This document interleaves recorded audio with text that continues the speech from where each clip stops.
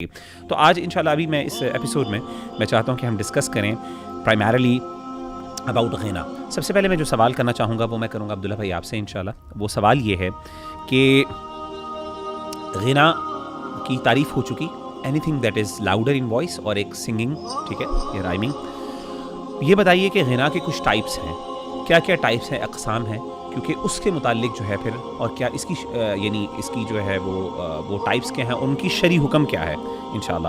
تو اس کے بعد میں شرعی حکم آپ بتا دیں, باقی پھر میں سیف اللہ بھائی آپ سے کہوں گا کہ آپ اس بارے میں احادیث ہمیں بتائیں شرعی حکم کی کیا کیا یعنی کیا بنیاد ہے اور کیا وہ کن چیزوں پہ بیس کرتا ہے. جزاک اللہ. بارک اللہ فیکم. مغیرہ بھائی, یہ غنا کو الگ سے ڈسکس کرنا بہت ضروری ہے. اس کی وجہ یہ ہے کہ ہمارے یہاں پر نا ایک عام انڈرسٹینڈنگ ہے, حتیٰ کہ پریکٹسنگ جو لوگ ہیں ان کے اندر بھی, وہ یہ سمجھتے ہیں کہ میوزیکل انسٹرومنٹس حرام ہیں اور اس کے علاوہ جو کچھ ہے وہ حلال ہے. ٹھیک ہے, حالانکہ معاملہ بالکل اس طرح نہیں ہے, اس میں کچھ تفصیل ہے. غنا کی تعریف تو سیف اللہ بھائی نے پچھلی مجلس کے اندر کی تھی. غنا مختلف طرح کا ہے, یعنی کہ غنا بعض ایسا ہے جو کہ مباح ہے, جو کہ پرمیزیبل ہے, جس کے اندر کوئی مسئلہ نہیں ہے, اور بعض ایسا غنا ہے جو کہ حرام ہے. ٹھیک ہے, ابھی ہم میوزیکل انسٹرومنٹس کی بات نہیں کر رہے, ہم غنا کی بات کر رہے ہیں, صرف آواز جو انسان جو آواز نکالتا. اب جو مباح ہے غنا وہ کون سا ہے؟ وہ ایک تو وہ ہے جو کہ چھوٹی بچیاں عید کے موقع پر یا شادی کے موقع پر یا کسی خوشی کے موقع پر جو ہے وہ کچھ پڑھتی ہیں, اور وہ اس خاص جو گائیکی کے قواعد اور جو اس کے ضوابط ہیں اس کے مطابق نہیں ہوتا, بلکہ وہ بلا تکلف ہوتا ہے. بالکل تکلف نہیں ہوتا, تکلف کے بغیر, اور فارمیلٹیز نہیں, مطلب وہ یہ نہیں ہے کہ وہ ان ضوابط کے مطابق وہ پڑھیں, نہیں, ایسا نہیں ہوتا. اسی طرح پروفیشنلی نہیں, بلکہ اس طرح گانا کسی چیز کو پڑھنا.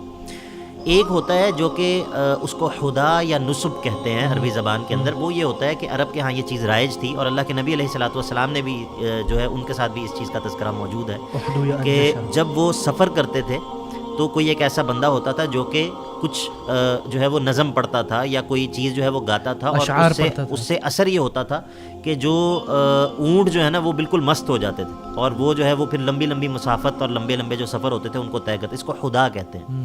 یہ وہ غنا ہے جو کہ بالکل مباح ہے, اور اس کے اندر علماء کا کوئی اختلاف نہیں ہے کہ یہ حلال ہے, یہ مباح ہے, احادیث کے اندر صراحتاً موجود ہے. بالکل.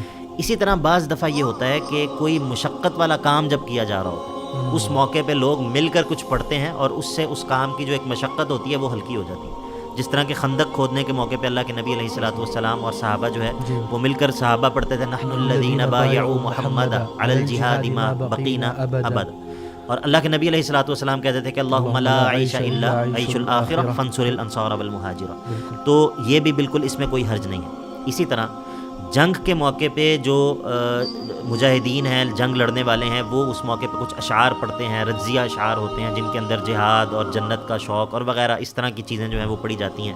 یہ بھی وہ غنا ہے جس میں کوئی حرج نہیں. اسی طرح بالکل اگر کوئی شخص جو ہے وہ کوئی معزز شخص جو ہے وہ آتا ہے باہر سے کسی جگہ سے, تو اس کے استقبال کے موقع پہ, اور یہ عرب کے اندر ابھی بھی رائج بھی موجود ہے کہ وہ کوئی مہمان جب آتا ہے یا کوئی, تو اس کے استقبال کے لیے جو ہے وہ اشعار پڑھتے ہیں. اور اچھا, یہ جو غنا کی اقسام ہیں ان کے مباح ہونے میں, ان کے جائز ہونے میں کوئی اختلاف نہیں. ابن عبد البر رحمہ اللہ فرماتے ہیں کہ ھذا الباب من الغنا, غنا کی یہ قسمیں الذی اجازہ العلماء, یہ وہ ہیں جن کی علماء نے اجازت دی ہے. ووردت الآثار عن السلف باجازتہ, اور سلف کے جو آثار ہیں وہ اس غنا کی اجازت کے بارے میں وارد ہوئے ہیں. وہی یسمى غناء الرکبان وغناء النصب والہدی, یہ ہے جس کو غناء الرکبان کہتے ہیں, مطلب سفر کرتے ہوئے جو یہ پڑھا جاتا ہے, یا اس کو ہدا یا نصب کہا جاتا ہے. وهذه الاوجه من الغناء لا خلاف في جوازها بين العلماء, یہ جو غنا کی قسمیں ہیں ان کے جواز میں, ان کے مباح ہونے میں, پرمیزیبل ہونے میں ان کے علماء کے درمیان کوئی اختلاف نہیں.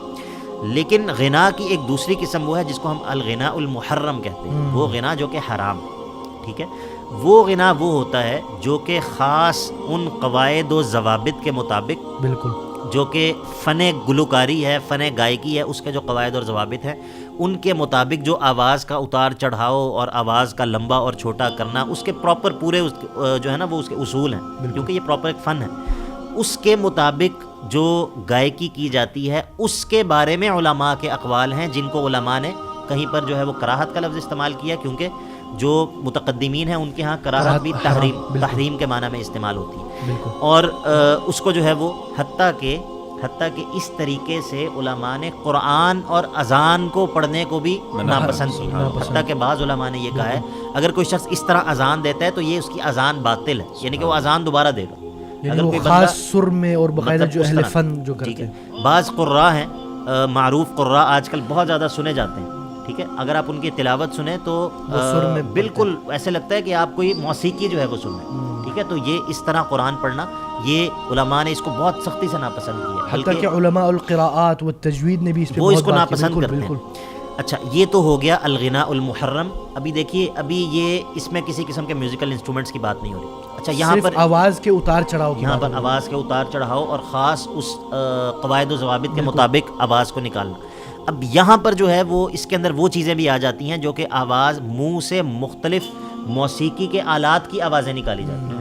اور جب آپ بیٹ باکسنگ یا ووکلز کہتے ہیں, اچھا, کسی کو اگر ہم تنبیہ کرتے ہیں تو وہ فوراً کیا بات کہتے ہیں, وہ یہ کہتے ہیں کہ نہیں, یہ تو کسی میوزیکل انسٹرومنٹ کا استعمال اس میں نہیں ہے. اب کیونکہ پیچھے ذہن کے اندر یہ بات موجود ہے کہ حرام تو میوزیکل انسٹرومنٹس ہیں, حالانکہ معازف کی حرمت ایک الگ چیز ہے, غنا کی حرمت ایک الگ چیز ہے. جی بالکل, ٹھیک ہے, یہ دو فرق ہو ڈفرنس. گیا. اچھا, اب یہ جو الغناء المحرم ہے اس کی حرمت اور بڑھ جاتی ہے اگر اس کے اندر معازف بھی شامل ہو. بالکل.